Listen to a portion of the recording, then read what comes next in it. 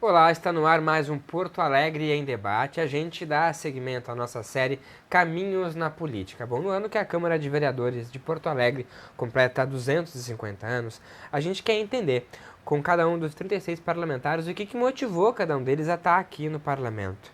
E mais, a gente quer entender o contexto político nacional, local, entender os posicionamentos de cada um e ainda como a gente pode trabalhar para mobilizar que as pessoas participem mais da política, momento que está chegando aí de eleição. Para isso, a gente hoje conta com a presença da vereadora psicóloga Tanise Sabino, do PTB, e também o vereador professor Alex Fraga, do PSOL. Queridos, muito obrigado pela presença de vocês aqui com a gente na TV Câmara, unindo aí professor, psicóloga, duas profissões aí que um parlamento ter essa representatividade é muito importante, porque a gente mostra o quanto a sociedade é diversa, né, vereadora? Começando com a senhora, então, psicóloga, né, de formação, a senhora vem já de uma caminhada política, acompanhando também, né, o seu marido, mas em que momento a senhora percebeu que, bom, eu também posso contribuir sendo vereadora? Quando é que bateu a ideia disso? Bem-vinda. Tá certo. Bom, prazer estar conversando contigo, Felipe, com todos que estão nos assistindo. Prazer, professor Alex Fraga, de nós estarmos, então, compartilhando a nossa história. Nós vivemos em tempos de redes sociais que a gente diz curtir, comentar e compartilhar. Então, compartilhando um pouco a nossa história. Então, como é que eu entrei na política? Como é que se deu esse processo na minha vida?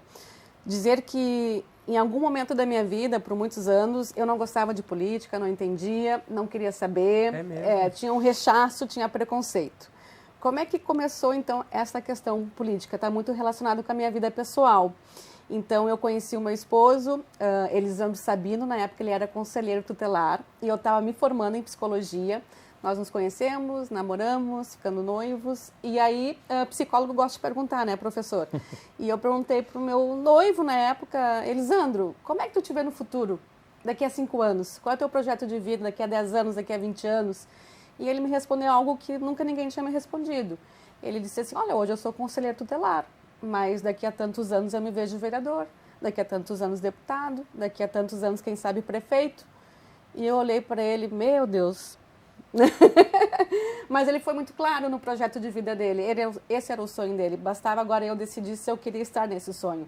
E eu entendo que como mulher, como esposa, eu tenho que estar sempre ao lado do marido, né? E ele que lhe ajudou a poder entender diferente a política? Isso, aí eu comecei a observar o jeito dele, eu lembro que ele tinha reuniões na época com o prefeito, né?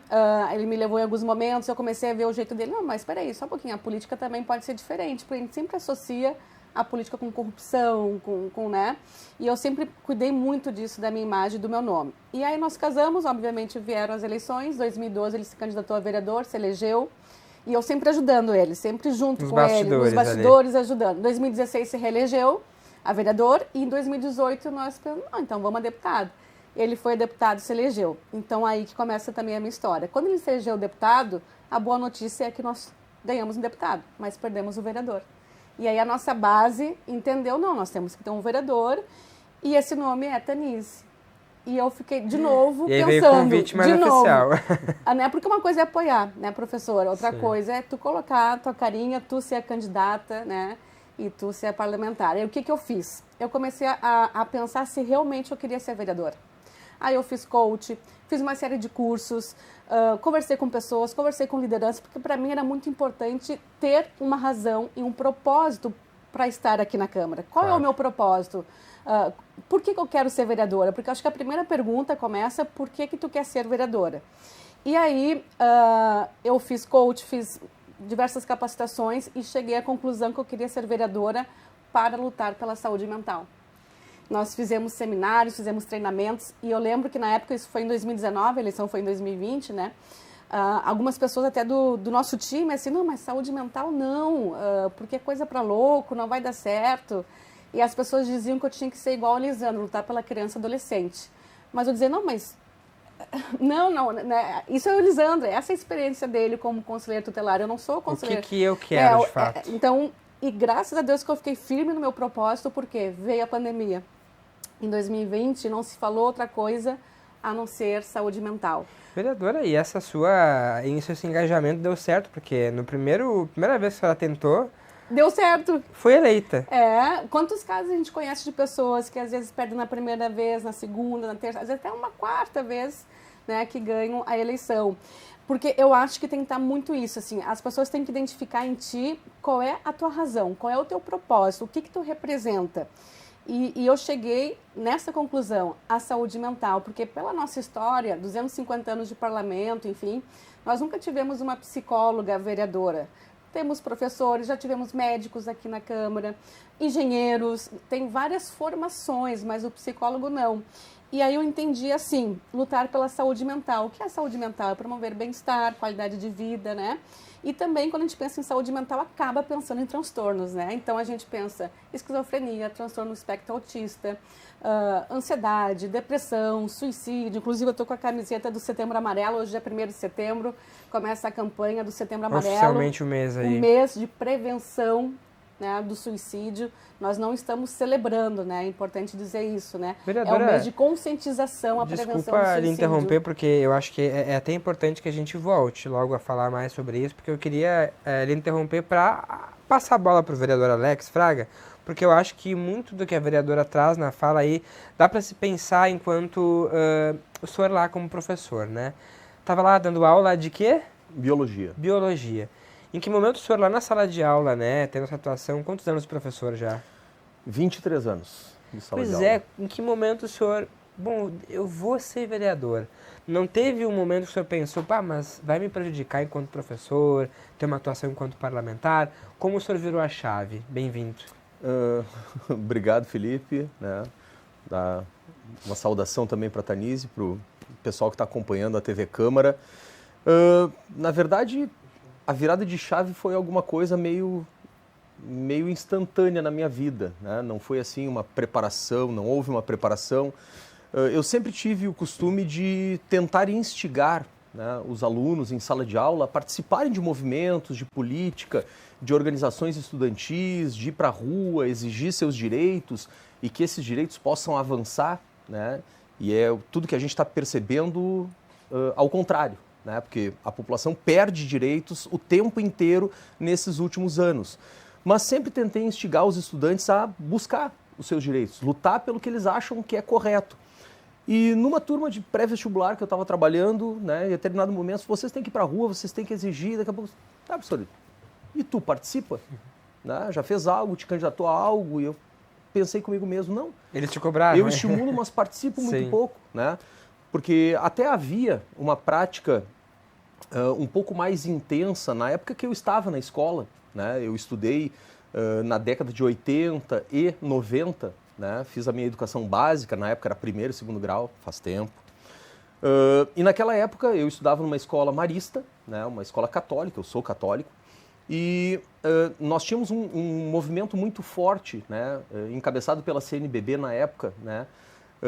Que eram as campanhas da fraternidade. Né? E um daqueles temas trabalhados me marcou bastante, que era pão para quem tem fome. Uhum. Né? E o trabalho coletivo que era desenvolvido dentro da escola, né, instigava os estudantes a serem mais solidários, né, a serem mais cooperativos. E eu percebi que essa era a saída, né, para que a nossa população pudesse ter mais empatia, né, se colocasse no lugar do outro. E eu achava muito bons esses temas trabalhados. Né? Então isso despertou em mim o sentimento de esquerda. Nunca consegui, né, me afinar com os ideais de direita, porque há, de certa forma, um pouco de isolamento, um pouco de individualismo, né, por trás de atos da direita, e eu sempre fui muito cooperativo, eu sempre gostei de participação coletiva, né, tanto que na minha atuação de mandato a gente dialoga, não é a decisão do vereador. Se a minha equipe, né, e os colaboradores dizem, olha, tem que ser por outro lado, a gente reflete, né, e tomamos outras decisões. Então eu acho que essa é a diretriz principal. Bom, incentivado pelos estudantes, cheguei em casa e conversei com a família, né? Bom, surgiu essa situação, que vocês acham, né, de tentar, vamos quem sabe, e aí o pessoal deu força.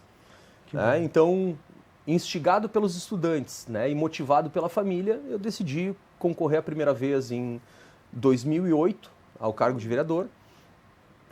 Não tive sucesso, mas consegui passar da marca dos 1.000 votos, né, com uma campanha modestíssima. Não gastei nenhum recurso do meu bolso, mas recebi 3.000 panfletos do partido no qual eu estava afiliado, e com esses 3.000 panfletos consegui fazer mais de 1.000 votos. 4 anos depois, em 2012, aí já dentro do partido, né, que eu estou filiado, o PSOL, concorri a vereador e fui eleito primeiro suplente. Né? 2 anos depois, com a eleição do então vereador Pedro Ruas para deputado estadual, eu assumi a titularidade na Câmara e em 2016 fui titular. Né? E então, voltou agora. E voltei agora, né? Porque na última eleição eu não consegui, fiquei novamente como primeiro suplente, e nós tivemos a eleição do ex-vereador Matheus Gomes, agora deputado estadual, e eu estou ocupando novamente a titularidade aqui na Câmara de Porto Alegre. A gente ouviu diversos outros parlamentares aqui sobre essa questão de formação enquanto vereador. Eu queria ouvi-lo sobre isso um pouco, porque não existe, a gente sabe que não tem uma faculdade para ser vereador, né? Vereadora, como que se aprende? A senhora, né, fez cursos aí para se preparar, digamos, até daqui a pouco para uma oratória, mas para essa questão da atuação do vereador, né? Como se aprende? Se aprende fazendo mesmo, vivendo essa loucura, toda entre aspas, loucura, porque eu digo que são muitos conflitos políticos que tem e acordos que tem que ser feitos também, né? É uma pergunta bem interessante, porque na verdade também a gente diz como é que a gente pode ser pai, como é que a gente pode ser mãe, não existe uma escola para ser pai, para ser mãe. E para vereador, enfim, o mundo político também é assim, na verdade a gente vai aprendendo na prática. No meu caso, o que eu entendo também que foi um fator facilitador? Antes de ser vereadora, eu tive uma trajetória de 15, 16 anos na Prefeitura de Porto Alegre.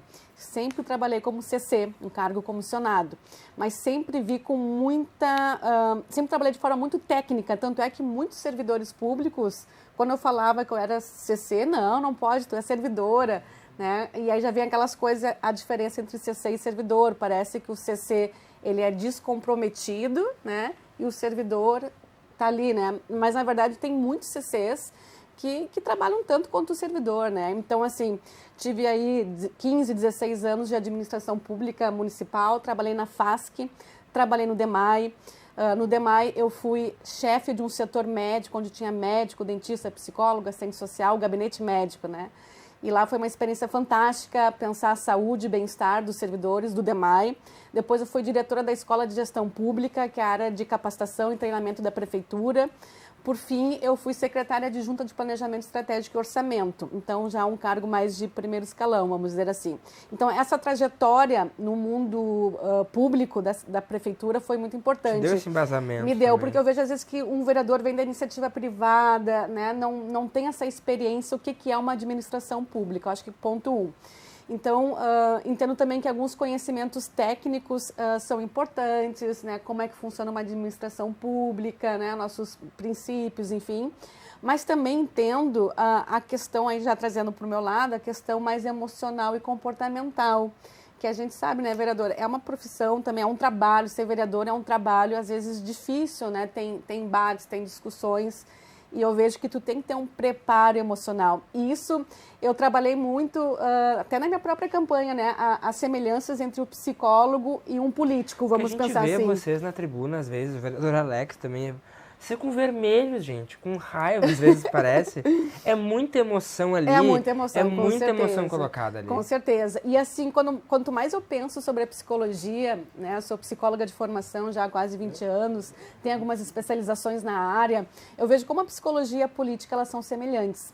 A gente diz que o mecanismo central da psicologia é a cura pela fala, onde o paciente tem que falar as suas dificuldades e o terapeuta então vai ressignificando. E na política, professor Alex, é a mesma coisa. A cura é pela fala, é pelo debate.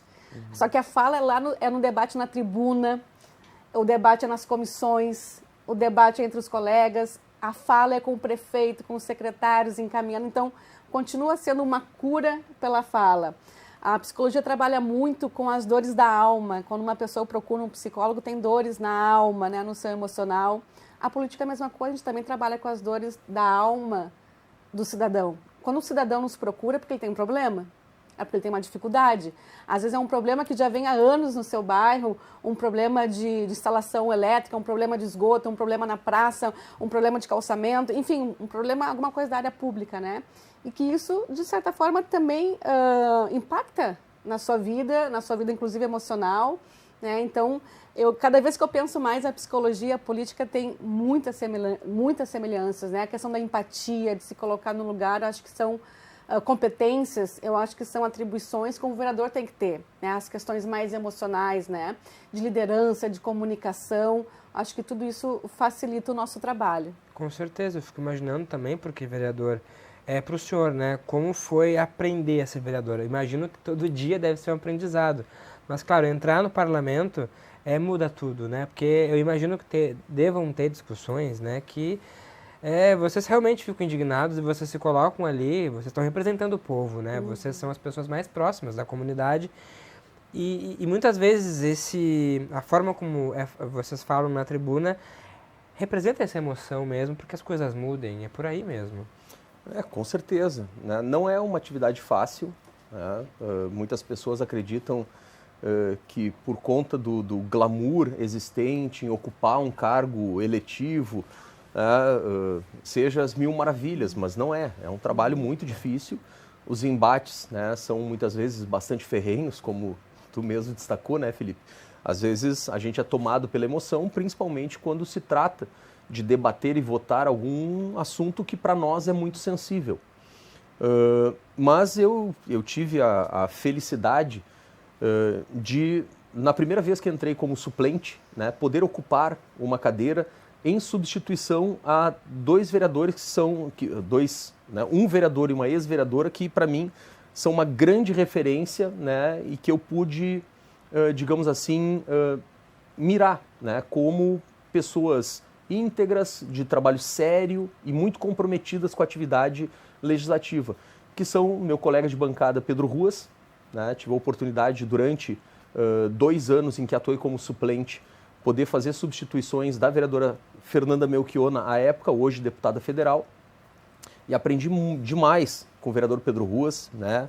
É um homem que tem uma experiência e um conhecimento de parlamento ímpar. É um professor. É um professor.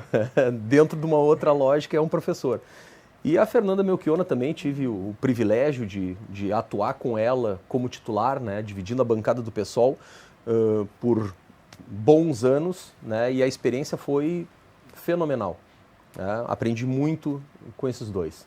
Como é que é também? Acho que seria importante o senhor esclarecer, a senhora também, vereadora, porque muitas vezes as pessoas que acompanham a política, né, até daqui a pouco pode ser isso, tem aí uma questão que contribua para que as pessoas tenham mais descrédito com a política. As pessoas comentam assim, os vereadores lá na tribuna brigam e na hora ali dos bastidores estão se abraçando, estão conversando.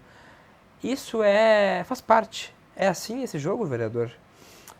A gente não pode misturar as coisas, né? Existem embates que são feitos no campo ideológico, né, entre governo e oposição, e nós temos as nossas convicções, as nossas concepções de mundo, né, de gestão de cidade, e quando há conflito, obviamente, vai haver um embate, né? Um embate muitas vezes acalorado, intenso, só que nós não podemos abrir mão da cordialidade e respeito.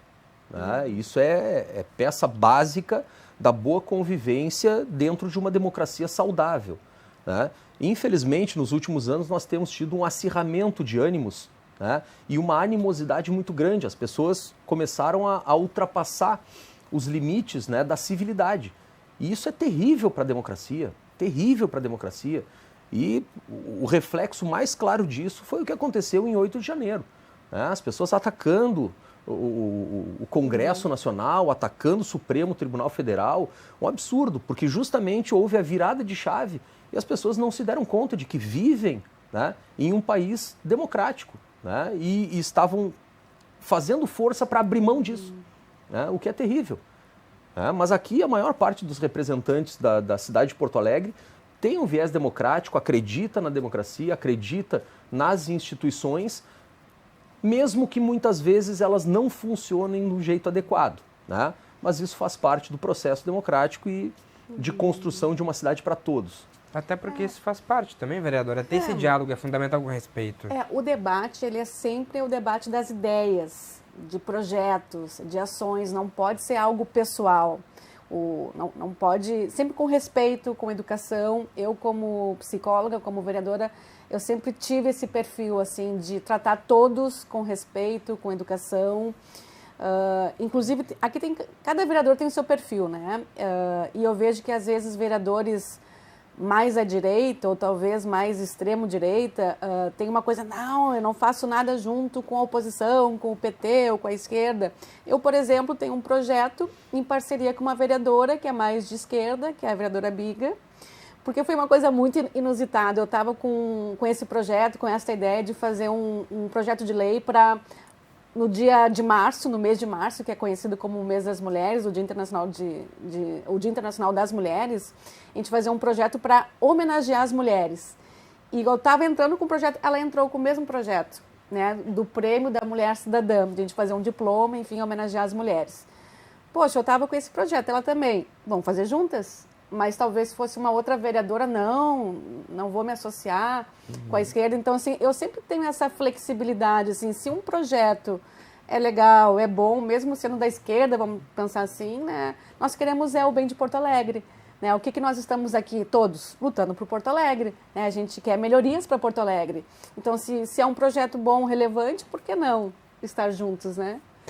E eu fico imaginando também, porque vocês, enquanto vereadores, também são muito cobrados para determinadas posturas, determinados posicionamentos, porque o eleitorado de vocês os cobram, né? E daqui a pouco, quando um vereador não acompanha o seu partido numa votação também, é complicado. Como explicar isso? O partido, ele tem essa dominação, né? Porque tem o partido e tem o vereador. O vereador vota com o partido, mas também vota com o que naquele momento ele acha que é importante. Tem essa autonomia, vereador? Bom, Felipe, é importante destacar que para a abertura de um partido político é necessário que se construa de antemão um estatuto partidário, que é um conjunto de regras e diretrizes, principalmente ideológicas, que os militantes e os afiliados vão seguir, né? É uma visão de mundo compartilhada pelos integrantes daquela sigla, daquela legenda. Então, um partido, pelo menos o meu partido, jamais vai me obrigar a votar algo que esteja na contramão do nosso estatuto, né? Então, se eu estou votando qualquer tema aqui na Câmara de Vereadores, né, eu vou me posicionar de acordo com aquelas diretrizes. Porque se eu estou filiado a essa sigla partidária, porque eu acredito nestes ideais. E é muito ruim quando as pessoas criticam ideologia. Ideologia não é feio, ideologia é um conjunto de ideais que norteiam o teu fazer, né? Os teus atos, os teus pensamentos, né? Como tu te comporta com o mundo, como tu trata as pessoas. Isso é ideologia. O pessoal acho que desvirtuou o que é ideologia de fato, o senhor acha? Mudou o significado? Eu acredito que não, né? Porque quando eu me elegi titular a primeira vez, um vereador de longa data, chamado João Antônio Dib, foi entrevistado pelo veículo de comunicação 0 Hora. E perguntaram, vereador, o senhor acredita na política, na ideologia? Ele disse que acreditava na política, né? Mas que em ideologia ele já estava meio cético, meio descrente, porque a maioria dos partidos tinham abandonado as suas diretrizes ideológicas. E ele complementou dizendo, o único partido que eu vejo na Câmara de Vereadores que ainda segue alguma ideologia é o PSOL. Mas aí ele fez um parênteses, né? Por ser muito novo, talvez abandone. Eu espero que não. Né? Mas eu concordo com o João Dib. Nós ainda tentamos nos manter ainda seguindo esse conjunto de ideais. Pois é, e conjunto de ideais que muitas vezes são conflitantes realmente, mas numa Câmara que a gente hoje vê muito diversa e diferente do que a gente já viu no passado, com mais mulheres, negros, negras, LGBTs também, reflete realmente a sociedade em que a gente vive. Legislar, né, num momento como esse, vereadora Tanise, como que é para a senhora num governo do prefeito Melo, com essa configuração da Câmara que a gente tem?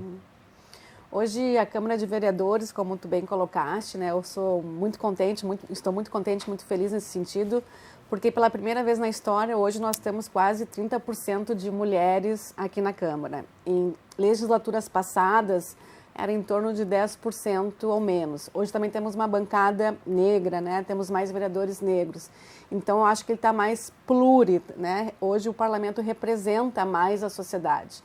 E entendo também que com o nosso prefeito, Sebastião Melo, está fazendo uma ótima gestão. Nós, do PTB, desde o primeiro turno, já estávamos com o nosso prefeito. O prefeito Melo é um homem do diálogo, um homem da transparência.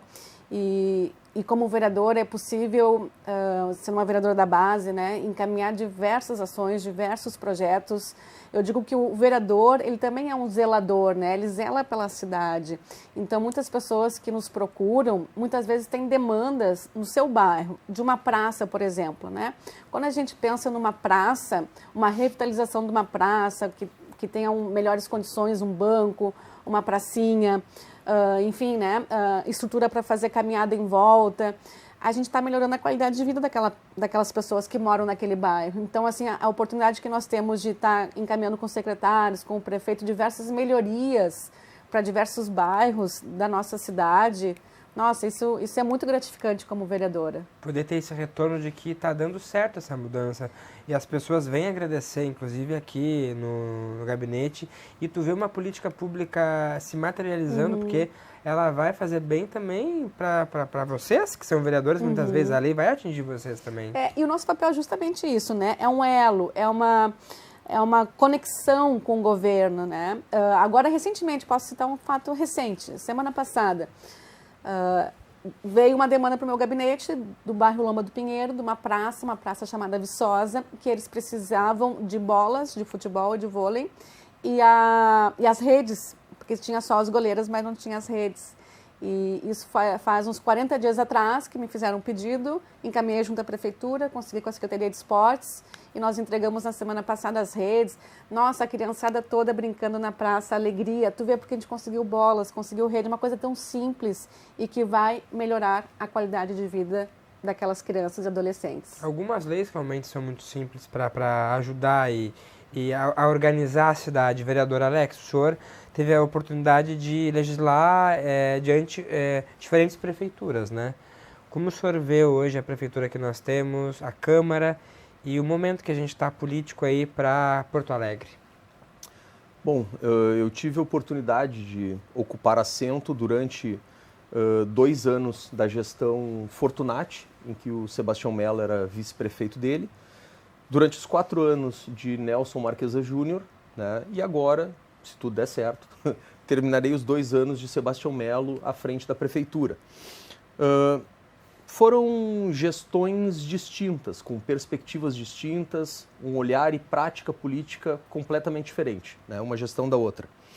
Mas antes, né, do comentário, eu acho que eu preciso contextualizar. Aqui no Brasil, a gente vive um sistema de governo que é um presidencialismo de coalizão. Tá? Para que o detentor do cargo executivo consiga governar, passar os seus projetos, encaminhar os seus orçamentos sem grandes problemas, ele tem que construir uma base de governo dentro das casas legislativas para poder viabilizar as modificações que quer. Tá? Como, por exemplo, venda do DEMAI, que é um tema que está há muitos anos aí tramitando e sendo debatido pela população, né, com grande oposição, inclusive de integrantes da base governista, né, e a discussão é acalorada. Né? Só que para promover essas práticas, há necessidade, né, de justamente abrigar dentro de secretarias, cargos, espaços de poder, integrantes de siglas diferentes para poder viabilizar as modificações que o prefeito quer aplicar. Né? O ex-prefeito José Fortunati, né, tinha uma certa habilidade, um certo traquejo político, né, nesse sentido, conseguiu, né, fazer um governo sem grandes contratempos, né, com alguma oposição por parte de servidores públicos municipais e tudo mais, mas isso faz parte, né, do trabalho. O ex-prefeito Nelson Marquesa Júnior, uma pessoa completamente inábil em termos políticos. Ele não conseguiu construir uma base de governo sólida e consistente para aplicar as diretrizes que ele queria. Ainda bem. Né? Eu era oposição, né? E muitos membros do governo, que eram base governista, diziam que não estavam satisfeitos ou se sentiam muito incomodados de votar projetos de lei. Né? À época, o líder do governo, Nelson Marquesan Júnior, era o vereador Cláudio Janta, né, do Partido Solidariedade, que é nosso colega nessa legislatura também, e ele abandonou a liderança de governo porque o ex-prefeito Nelson Marquesan Júnior jogou um pacote referente ao transporte público, mexendo em várias categorias, vários serviços, e o Janta não concordou. Né? E ali começou a fissurar o governo. Né? E o prefeito Nelson Marquesan Júnior não conseguiu aplicar uma série de práticas que ele acreditava que fossem positivas para Porto Alegre. E nós, da oposição, acreditávamos que fossem totalmente lesivas. Então, de certa forma, a gente conseguiu, né, a Câmara de Vereadores conseguiu barrar, né, os avanços que o Marquesan queria para a cidade de Porto Alegre. Né? Ainda bem. Sebastião Melo tem um perfil completamente distinto. Ele é uma pessoa extremamente hábil em termos políticos. Ele consegue conciliar um grande número de siglas partidárias e assim aplicar muito do que ele quer. Né? Foi assim com a extinção dos cobradores, né? E várias outras modificações estruturais de Porto Alegre, né? A questão dos parques e praças, né? com os prefeitos de praça. Então tem toda uma polêmica em relação a isso, mas que ele consegue aplicar. Né? Obviamente que no tema do DEMAI o debate é bem mais amplo. Né? O DEMAI ele é uma estrutura que oferece um serviço de boa qualidade e é uma estrutura altamente superavitária. O DEMAI devolve aos caixas da prefeitura uma vultuosa soma de recursos que podem ser aplicados em outras áreas. A justificativa para a privatização do DEMAI ela é uma falácia completa. A gente não consegue universalizar o sistema de captação de esgoto cloacal e tratamento, né, porque o DEMAI é uma estrutura pública. Não, porque os recursos do DEMAI são direcionados para outras áreas que também são sensíveis. Se todo recurso que provém do DEMAI fosse aplicado no DEMAI, nós já teríamos a universalização da captação de esgoto cloacal e tratamento, tranquilamente. Né? Mas existem outras áreas que também são prioritárias. E aí temos uma decisão do gestor, onde aplicarão, né? Onde serão aplicados esses recursos, o que é totalmente válido. Né? Então, né, eu como membro de um partido da oposição, né, eu preciso destacar esses termos, né, esses temas, né, e o tema do DEMAI é um tema muito sensível para nós, né, assim como para muitos vereadores que se dizem independentes, mas também outros que são integrantes da base do Melo. E é por isso que esse projeto não está andando aqui, né, porque há pontos de vista divergentes nesse encaminhamento que o prefeito tem a intenção assumida de levar adiante, mas não está conseguindo. Se a senhora quer comentar sobre isso também, vereadora, mas também lhe pergunto como que o prefeito, na sua visão, tem conseguido encaminhar suas pautas que tratam sobre saúde mental, porque também é algo novo para um governo poder lidar e entender a importância de trabalhar com a saúde mental na escola, em várias áreas aí também. Pensando sobre o Melo, e concordo com o que foi dito aqui pelo nosso colega, o professor, né? O Melo, ele é de fácil relacionamento, né? Ele consegue articular e essa é uma característica muito boa do Melo. Ele ouve as pessoas e, nesse sentido, todos os meus projetos que eu levo sobre a saúde mental, ele acolhe. Inclusive, agora, essa caminhada que eu estou divulgando aqui, a caminhada do Setembro Amarelo, nós estamos no mês de setembro, conhecido como Setembro Amarelo, mês de prevenção ao suicídio. A primeira caminhada que teve em Porto Alegre, nunca tinha tido uma caminhada de prevenção ao suicídio, foi em 2021, pelo nosso mandato, nós puxamos. E no ano passado, em 2022, foi organizado mais pela primeira-dama. E nesse ano nós vamos fazer junto. Então vai ser a Câmara de Vereadores e o governo, a prefeitura, juntos, coordenando, organizando a caminhada do Setembro Amarelo. Que é um assunto, sim, que precisamos falar. Às vezes tem preconceito, às vezes até as pessoas ficam com receio de como falar. Tem toda uma orientação técnica também para a área de comunicação. Evitar alguns termos, tipo, cometeu um suicídio, ou teve um suicídio bem sucedido. Não existe um suicídio bem sucedido, né? Toda a vida ela é importante. Então, assim, é um tema que precisa ter um debate.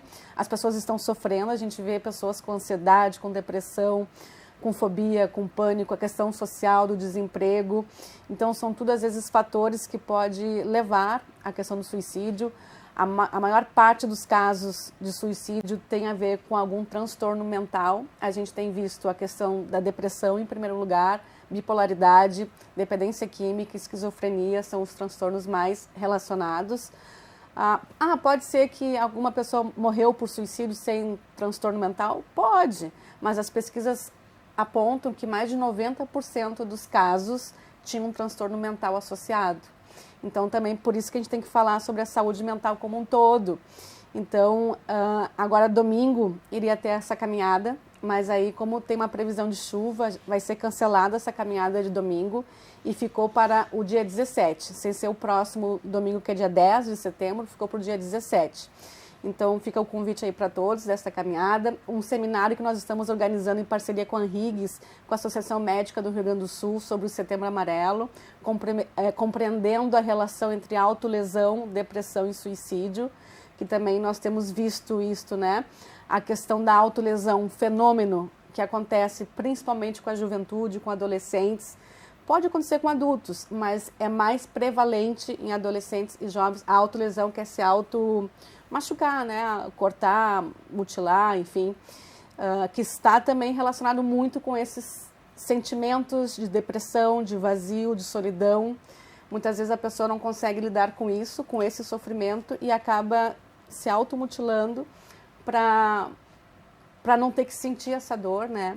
Então, são temas que a gente tem trabalhado, e eu vejo o prefeito Mello muito assim, ele está apoiando os nossos projetos. Inclusive, quando eu me elegi vereadora, a primeira reunião que eu tive lá, início do mandato, em fevereiro, teve o recesso já em janeiro, né, em fevereiro, nós tivemos uma reunião e eu levei um ofício para o nosso prefeito, um ofício solicitando psicólogos nas escolas. Né? Por quê? Porque todos os projetos que a gente pensa aqui na Câmara para melhorar a questão da educação, projetos na área da saúde mental, nós precisamos ter um psicólogo para executar. Quem é que vai executar? Né? Tem vários vereadores de oposição, de base, enfim, que pensam em projetos nas escolas. Precisa ter um psicólogo, precisa ter um assistente social. Então, lá em fevereiro de 2021, eu levei um ofício para o nosso prefeito pedindo psicólogos nas escolas. Então, eu venho trabalhando todo o ano 2021, 2022, 2023, fazendo audiências públicas, tratando na Comissão da Saúde, fazendo reuniões com os conselhos, com o Conselho de Psicologia, com o Sindicato de Psicologia, com a Educação, com a SMED, com o prefeito, né? Enfim, e agora, recentemente foi publicado, então, um edital de chamamento, o 010/2023, que contrata, então, 27 psicólogos. A minha ideia inicial eram 17 psicólogos. Mais até. Mas era um psicólogo por região, conforme o AP. Né? E o prefeito, então, está contratando 27 psicólogos através de OSC. Né? Eu até queria aproveitar essa tua fala, vereadora, porque esse anúncio também foi feito para a gente aqui na Câmara durante uma comissão de Educação e Cultura aqui, que o secretário de Educação veio aqui falar sobre isso. Porque carece, na sua visão, vereadora, a gente ter a presença dos secretários mesmo nas comissões, porque quando as pautas vêm aí para a discussão dos parlamentares, vem muita gente técnica. Mas me parece muitas vezes, vocês que trazem isso nas reuniões, que eles não conseguem trazer muitas respostas e as reuniões acabam tendo um direcionamento adequado, vereador? As nossas reuniões de comissão, elas são reuniões para debater temas inerentes àquela comissão temática, só que muitas vezes vem o técnico tem, né, uma visão, né, do problema que está sendo debatido, mas ele não tem a caneta na mão para resolver o problema. Não é o técnico que vai dizer, não, vamos fazer. Quem assina a papelada é o secretário. O secretário adjunto participa também, acredito eu, da maioria das decisões, mas quem encabeça a pasta é quem efetivamente vai botar a assinatura no papel. Né? Então, quando vem secretário ou secretária e há um comprometimento do responsável pela pasta, a reunião torna-se muito mais efetiva, muito mais resolutiva. Isso é muito importante. Né?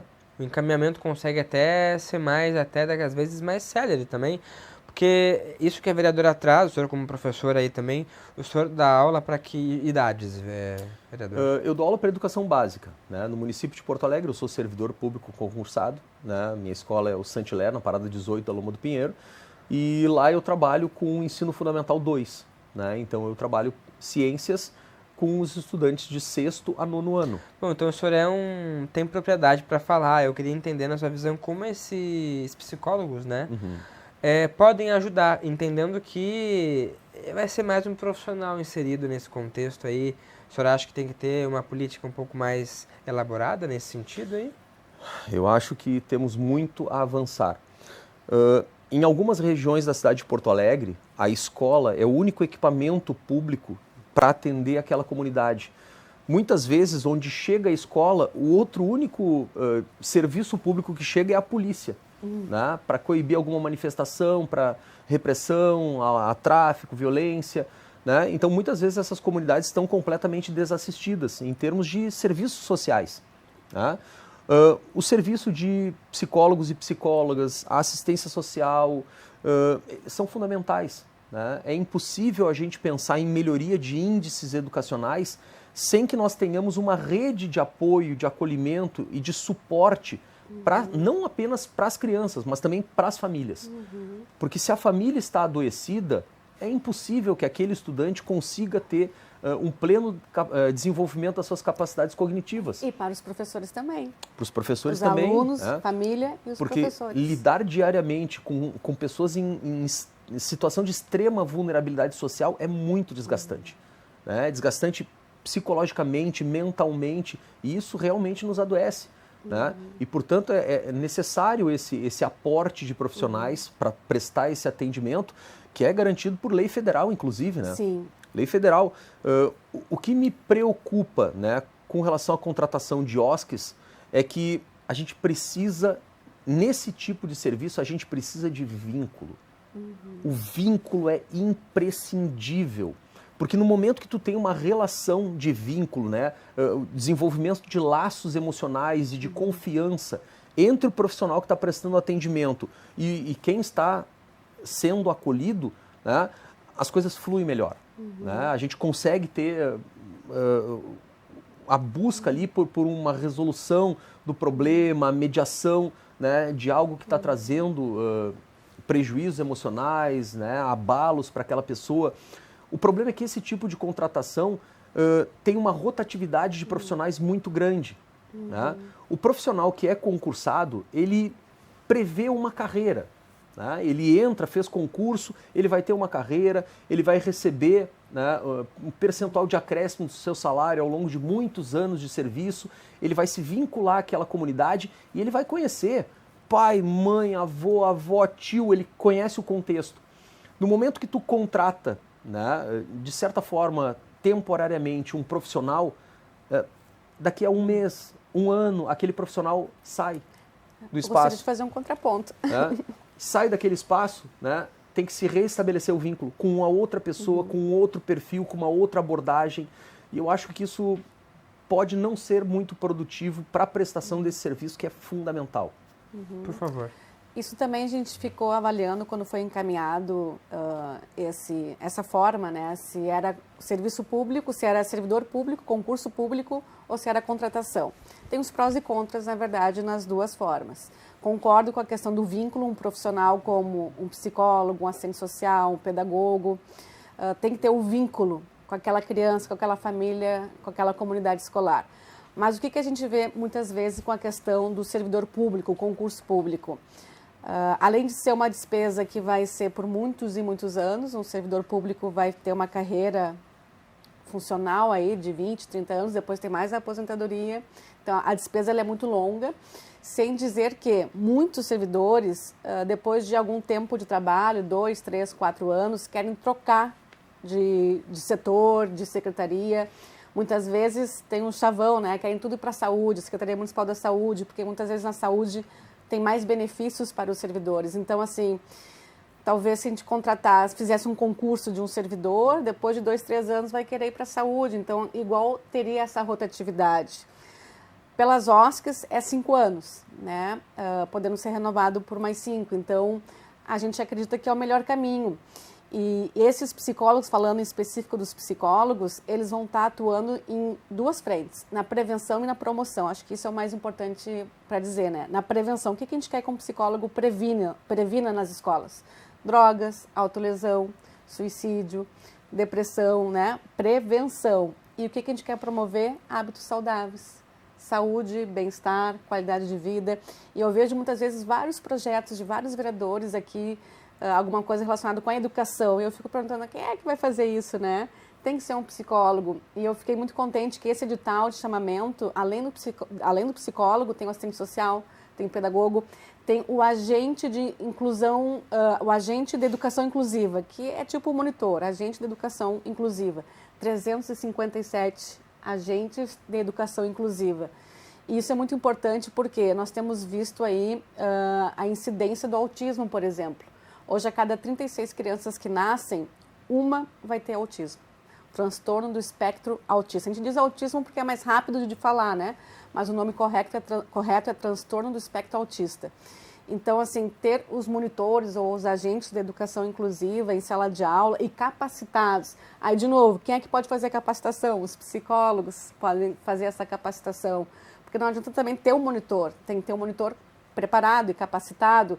Eu tenho conversado com várias mães, várias famílias de autistas, e o que eles me dizem? Que muitas vezes não tem monitor em sala de aula e quando tem, não tem a preparação. Muitas mães estão preocupadas com isso, inclusive. Que monitor é esse que vai ser selecionado? Vai ter preparação para lidar com a criança? Sim, eles têm que passar por um treinamento e não, na verdade, não só o monitor, eu entendo que é toda a comunidade escolar, desde o porteiro, desde a direção da escola, os professores, eu acho que todos têm que ter um treinamento sobre a inclusão.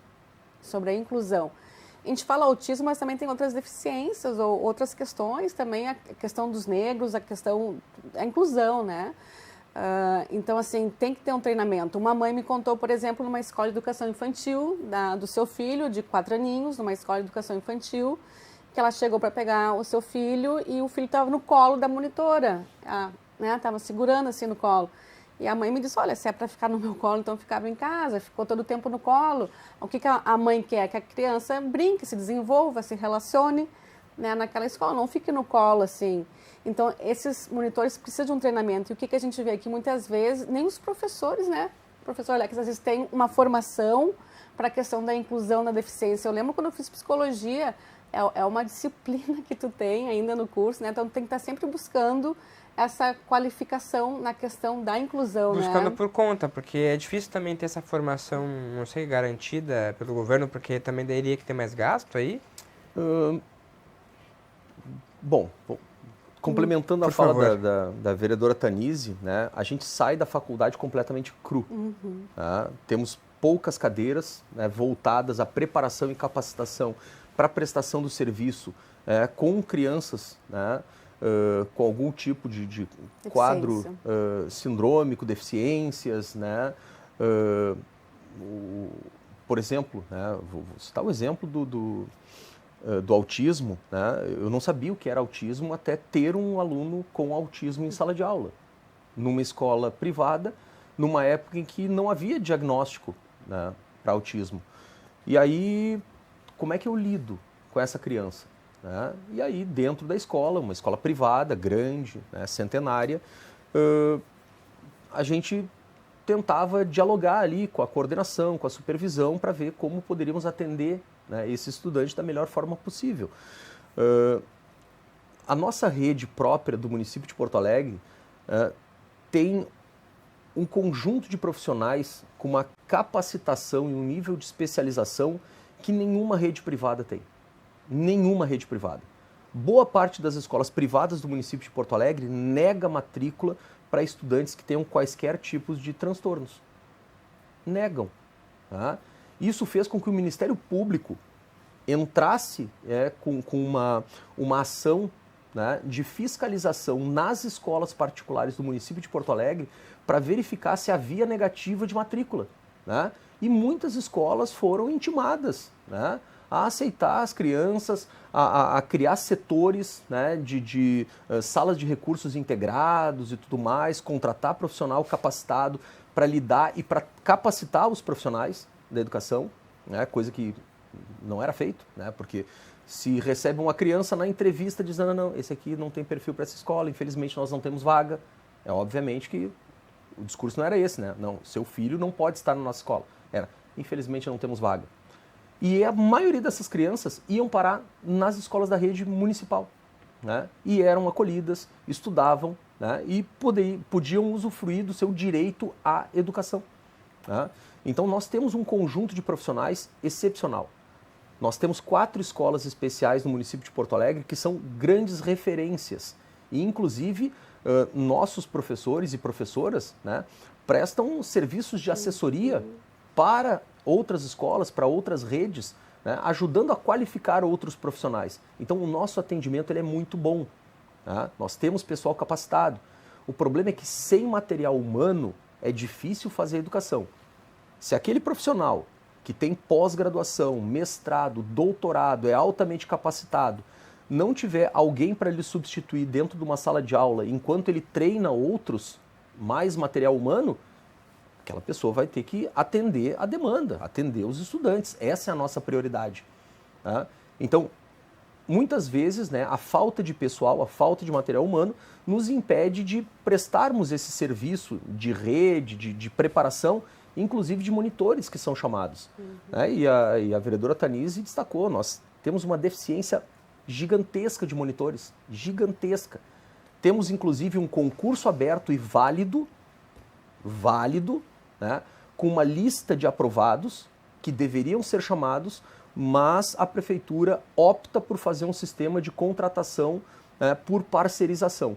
Na nossa visão, primeiro chama esses monitores que passarem em concurso público e que têm perspectivas de trabalho, né, de trabalhar como servidores da nossa cidade. Depois faz essas contratações, se for, né, realmente o desejo da prefeitura. Mas é necessário capacitação. Tá? Não é um atendimento fácil. Tá? São crianças que precisam de uma visão e uma atenção especial. E os professores saem da faculdade sem nenhum tipo de preparo para atender essas demandas. E que bom que hoje nós temos o CERTA, né? O Centro Exato. de Referência do Transtorno do Espectro Autista foi inaugurado agora no mês de maio desse ano. Também uma luta de todos. Às vezes os vereadores têm aquela coisa de puxar para si, eu que plantei, né? Na verdade foram vários vereadores, não podemos dizer um ou outro, mas foram vários vereadores que apoiaram, deputados estaduais com emendas, o próprio prefeito, na época o secretário Mauro Esparta e hoje o secretário Fernando Ritter dando continuidade. Dr. Alceu, que é o coordenador do Centro de Autismo, então hoje Porto Alegre tem esse Centro de Autismo. Está funcionando, horário comercial, 100% SUS, e lá tem todos os tratamentos, todos, porque o autista, ele requer uma série de tratamentos. É a fono, é o psicólogo, é o psiquiatra, é o neuro, então são várias especialidades e muitas vezes as mães de ônibus, né, pega o filho, vai no psicólogo, agora vai no fono, agora vai no pedagogo, né, e agora vai facilitar, tá tudo no CERTA, tudo no CERTA. Tudo unificado ali. Tudo unificado, então ali no CERTA dá para fazer o diagnóstico e dá para fazer os tratamentos. Gratuitos, sem custo zero. E tem os grupos de família que acontecem nas sextas-feiras, às 18 horas, para todas as famílias, não necessariamente as famílias que já estão em atendimento no CERTA. Ele é aberto para todas as famílias que têm algum familiar autista. Então também fica aí a dica, né, a indicação. E estou muito contente com o CERTA. E agora nós estamos trabalhando no CERTA Mais, porque esse CERTA é de 0 a 12 anos. E nós estamos trabalhando agora para o CERTA acima de 12 anos, porque o autista para cresce, atender, né, até adultos, inclusive, adultos, que tem o diagnóstico acima de 12 anos. Aí, depois de, enfim, terem mais de 30 anos. A gente precisa avançar por conta do tempo. A gente está chegando ao final do nosso debate riquíssimo aqui. E rapidamente eu queria ouvi-los assim com uma mensagem final, porque a gente está chegando em ano de eleição, né? E a gente tem visto cada vez menos as pessoas irem votar. Então, que mensagem a senhora poderia deixar para motivar as pessoas a ir votar, entendendo que é pelo seu voto que as coisas podem mudar? Olha, eu acho que cada um tem o seu dever, o seu compromisso de ir nas urnas e votar. Escolher o seu representante, pesquisar, dar valor ao seu voto. Então, quem que eu estou votando? Quem é essa pessoa? O que já fez? O que vai fazer? Né? E eu acho assim, ó, eu, por exemplo, eu estou na política por uma questão de lutar pela saúde mental. Então, quem te representa? Eu acho que o jovem, principalmente, né, os jovens têm que buscar isso. Quem te representa? Certamente alguém te representa e vai fazer a diferença. Então, o nosso apelo aí que as pessoas possam ter uma consciência política, né? Porque a transformação é pela política. As mudanças são pela política. A gente gostando ou não. A verdade é essa. Então, assim, quando eu saio de casa e boto o meu pezinho na rua, na porta, ali na rua, no chão, já é política. Se aquela calçada, se aquela rua tem asfalto ou não, já é política. Se eu caminhar à noite e tem luz ou não, é político, né? Se eu for num posto de saúde e tem um médico ou não, isso é política. Então, tudo na nossa vida é política, quer a gente goste ou não. Então, que a gente possa escolher melhor os nossos representantes, que, como a palavra diz, nos representa. Obrigado, vereadora. A senhora hoje falando para aquela Tanise de antes, né? Que Olha não quem gostava de política. Aí. Obrigado Isso e bom aí. trabalho, viu? Tá certo. Vereador Alex, então, para o senhor, né? Como é ajudar as pessoas que muitas vezes até não têm o que comer, falta comida em casa, gás. Como motivar essas pessoas a irem votar também? É muito difícil, né? O tema incentivar as pessoas a votar. O voto não resume a prática da democracia. A prática da democracia é, na verdade, se envolver nas questões que lhes são sensíveis.